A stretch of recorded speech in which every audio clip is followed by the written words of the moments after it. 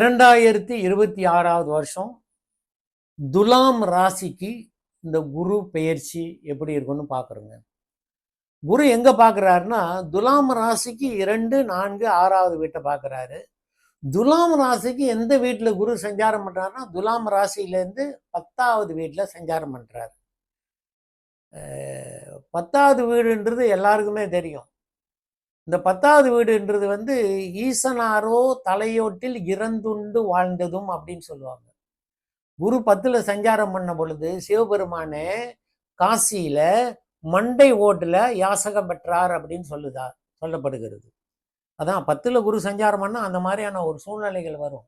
அந்த காலத்துக்கு ஏற்ப கால வர்த்தமானத்துக்கு ஏற்ப மாறும். இப்போ இது இருக்கக்கூடிய காலத்தில் வேற மாதிரி மாறும் கொஞ்சம் கொஞ்சம். ஆனால் இந்த காலகட்டத்தில் எதிர்மறையான விஷயங்களை சந்திக்கக்கூடிய காலமாக இருக்கும். முன்னமே சொன்னது போல தான் நம்மளுக்கு ஒரு எக்ஸாம் டைம் அப்படின்னா இந்த துலாம் ராசிக்காரங்க உங்களுடைய வேலையில் நிறைய மறதிகள் ஏற்படும். உங்களுக்கு பணத்தை எங்கே வச்சிங்கன்னு உங்களுக்கு தடுமாறி தேடக்கூடிய ஒரு சூழ்நிலை இருக்கும்.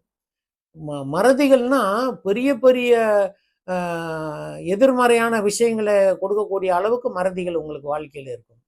என்னதான் வாழ்க்கை ஏன் இப்படி தடுமாறுறோம்? நம்ம வேலையில் இவ்வளோ தடுமாற்றோம். நம்ம எவ்வளோ நல்ல வேலைகள்லாம் செஞ்சு முடிச்சிருக்கோம். பெரிய பெரிய ப்ரொஜெக்ட்லாம் நம்ம செஞ்சிட்டோம். ஆனால் இப்போ ஏன் ரொம்ப தடுமாறுறோம் அப்படின்னு சொல்லி பார்த்தீங்கன்னா அந்த குருன்ற கிரகம் 10வது பாவத்தில் சஞ்சாரம் பண்ணுறாரு. குரு 10ல் சஞ்சாரம் பண்ணுறாரு.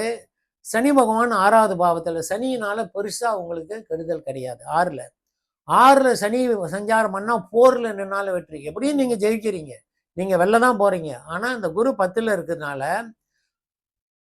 கணவன் மனைவி உறவில் என்ன பேசுறீங்க அப்படின்றது, கணவனாக இருந்தால் மனைவி, மனைவியாக இருந்தால் கணவன், நீங்கள் பேசுறதுல ரொம்ப ரொம்ப நிதானம் தேவைங்க.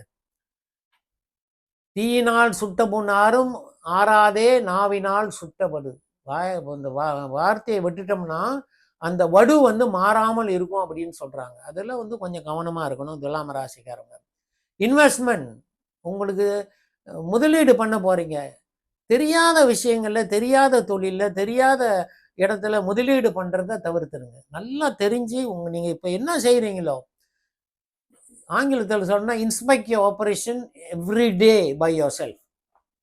அன்னாடம் உங்களுடைய நடவடிக்கைகளை நீங்களே சரி பார்த்து கொள்ளுங்கள். Inspect your operation by yourself every day அப்படின்றது மிக முக்கியமான விஷயம். ஏன்னா நீங்க ரொம்ப நல்லவர். இந்த துலாம் ராசி என்ன தெரியுங்களா, நீங்க இந்த படத்தெல்லாம் பார்த்தீங்கன்னா தர்ம தேவதைக்கு ஒரு தராசு இருக்கும் இல்லையா, ஒரு தாஷன மாதிரி இருக்கும் தராசு. அந்த தர்ம தேவதையை கண்ணை கட்டி இது ரெண்டும் இருக்கும். தமிழ் சினிமாவெல்லாம் நீங்கள் அடிக்கடி பார்க்கலாம் பாருங்க. அந்த ராசி, அந்த அந்த சின்னத்தை குறிக்கக்கூடியதுதான் துலாம் ராசி. யாருக்கும் கெடுதல் பண்ணாத ஒரு ராசி, எல்லாருக்கும் தர்மம் போய் சேரட்டும் அப்படின்னு நினைக்கக்கூடிய ராசி. உங்க வீடுல தாங்க இந்த தர்ம தேவன் அப்படின்னு சொல்லக்கூடிய தர்மத்தின் தவப்புதல்வனாம் சனி பகவான் உங்க வீட்டுல தான் உச்சம் பெறுகிறார். அப்படின்னா இப்போ சனி 6ல் உங்களுக்கு சஞ்சாரம் பண்றார். குரு மட்டும்தான் உங்களுக்கு உச்சம் பெற்று 10வது வீட்டுல சஞ்சாரம் பண்றார். ஆனா குருவுக்கு தான் இருக்கும் இடத்தை விட பார்க்குற இடத்துக்கு ரொம்ப பலம்னு அப்படின்னு சொல்லுவாங்க. அவர் எங்க பார்க்குறாருன்னா துலாம் ராசியிலேருந்து அடுத்த வீடாகிய விருச்சிகத்தை பார்க்குறாரு. துலாம் ராசியிலேருந்து சுகஸ்தானமாகிய 4வது பாவம் மகரத்தை பார்க்குறாரு. 6வது பாவமாகிய மீனத்தை பார்க்குறாரு. அப்படின்னா எதிரிகள் உங்களுக்கு இருந்தாலும் கூட பெரிய கஷ்டமான நெருக்குதலான ஒரு சூழ்நிலை, அப்படியே கழுத்து நெரிக்கிற அளவுக்கு கஷ்டத்தை கொண்டாந்து கொடுத்துட மாட்டாரு. பிரச்சனைகள் வரும், சமாளித்து அதுலேருந்து அப்படியே அந்த வலைகளை வெட்டி எடுத்து விட்டு வெளியில வந்துடுவீங்க. எவ்வளோ பிரச்சனை இருக்கும். ஒரு பணத்தை ஒரு இடத்துல வச்சுட்டு நீங்கள் தடுமாறுவீங்க. ஆனால் அந்த பணம் திரும்ப உங்களுக்கு கை கிடைக்கும். உங்களுடைய நல்ல நேரம், உங்களுடைய பஸ்ஸு, மணி பஸ்ஸு நீங்கள் தவற விட்டா, பணப்பையை தவற விட்டா கூட யாராவது ஒருத்தவங்க கொண்டாந்து இது உங்களோடது தான், எனக்கு தெரியும், உங்களை எனக்கு நல்லா தெரியுங்க, இந்தாங்க உங்களுடைய பையை, இந்தாங்க உங்களுடைய ஹேண்ட்பேக் அப்படின்னு கொடுத்து போகக்கூடிய ஒரு சூழ்நிலை இருக்கும். 10வது வீட்டில் குரு. என்ன உங்களுக்கு என்னதான் உளுந்து பிறண்டு செய்தாலும் கூட வேலை செய்கிற இடத்துல இந்த எப்ரிசியேஷன் அப்படின்னு சொல்லுவாங்க இல்லையா, நம்மளை அனுசரித்து நம்மளை பாராட்டக்கூடிய அது இருக்காது. எவ்வளோ செஞ்சாலும் சரி, நிறைய வேலைகளை நீங்கள் செய்வீங்க, மனமுவந்து நிறைய வேலைகளை செய்வீங்க, யாருக்கும் எதிர்மறையான கஷ்டத்தை கொடுக்கக்கூடாதுன்னு செய்வீங்க. மற்றவங்க செய்கிற வேலையில கூட அவங்க செய்யல, பரவாயில்ல நான் செய்கிறேன்னு இழுத்து போட்டு செய்வீங்க. ஆனால் இந்த அப்ரிசியேஷன் அதை உங்களை ஒரு நல்ல ஒரு பாராட்டத்தக்க ஒரு சூழ்நிலை உங்களுக்கு இல்லாமல் போயிடும். அது மட்டும் இல்லைங்க, வண்டி வாகனங்கள்ல இந்த இந்த காலகட்டத்தில் எதிர்மறையான செலவுகளை நீங்க பார்ப்பீங்க. எதை தொட்டாலும் செலவாகிறது. சில பேர் துலாம் ராசிக்காரவங்க உங்க வண்டியை நீங்க வந்து எங்கேயாவது பத்திரமா ஒரு இடத்துல வச்சுட்டு போவீங்க. யாராவது ஒருத்தவங்க வந்து இடிச்சிட்டு போவாங்க. அந்த இடிச்சு அந்த நெளிந்ததுக்கு நீங்க வந்து செலவு பண்ணிக்கிட்டு இருப்பீங்க. டிராபிக் லைட்ல நீங்க போய் நிற்பீங்க. நீங்க நின்றுட்டு இருப்பீங்க, கிரீன் வரணும், பச்சை வரணும் அப்படின்னு சொல்லிட்டு. வந்து நிக்கிறவங்க வந்து பின்னால தட்டிட்டு போவாங்க, அந்த கண்ணாடியை தட்டிட்டு போவாங்க. இதெல்லாம் சாதாரணமா நடக்கக்கூடிய விஷயம். ஒரு விஷயம் நீங்க சந்தோஷப்படணும். இந்த உடம்பு இருக்கு இல்லையா, இந்த உடம்புக்கு பெருசா ஏதாவது சேதம் இல்லாம நம்ம பார்த்துக்கிறது நம்மளுடைய கடமை. சுவர் இருந்தா தானே சித்திரம் வரைய முடியும். பணம் சம்பந்தமான விஷயம், யாருக்கும் கையெழுத்து போடுறது, வாங்குற கடனுக்கு நம்ம போய் ஜாமீன் அணைக்கிறது, இதெல்லாம் அந்த காலகட்டத்தில் பண்ணாதீங்க.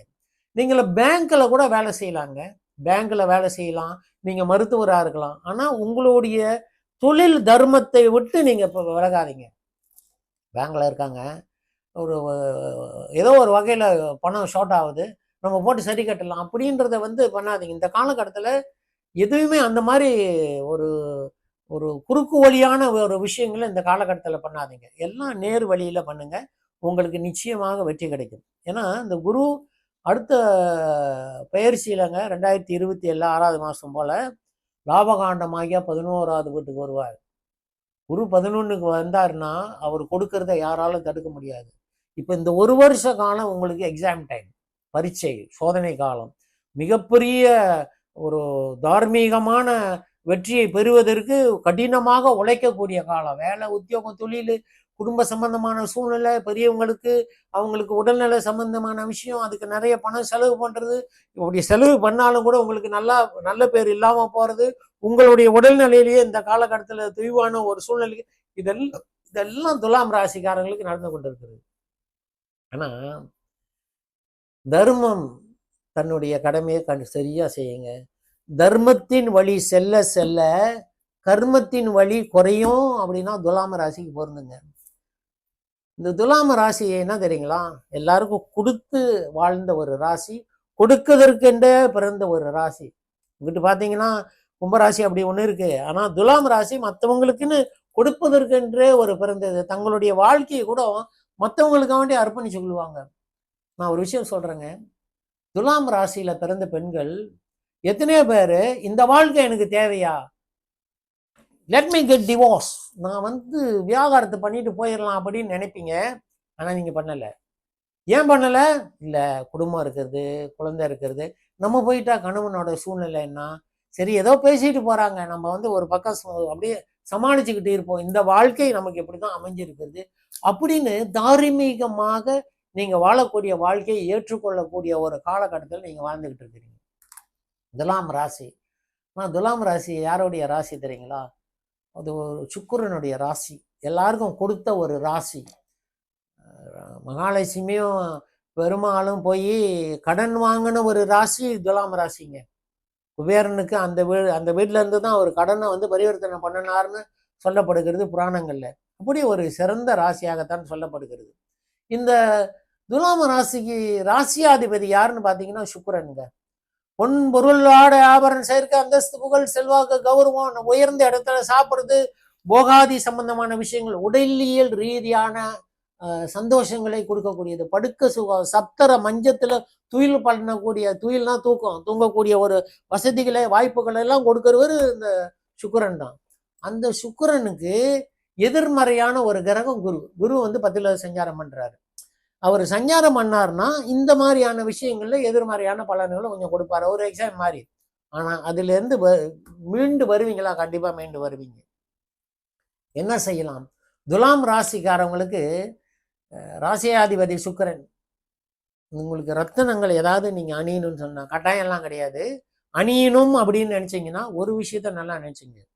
சுக்கிரன் உங்க ஜாதகத்துல எங்கே இருந்தாலும் சரி, அது வந்து ஒரு சுபகிரகம். குரு மாதிரி அவரும் ஒரு சுபகிரகம்.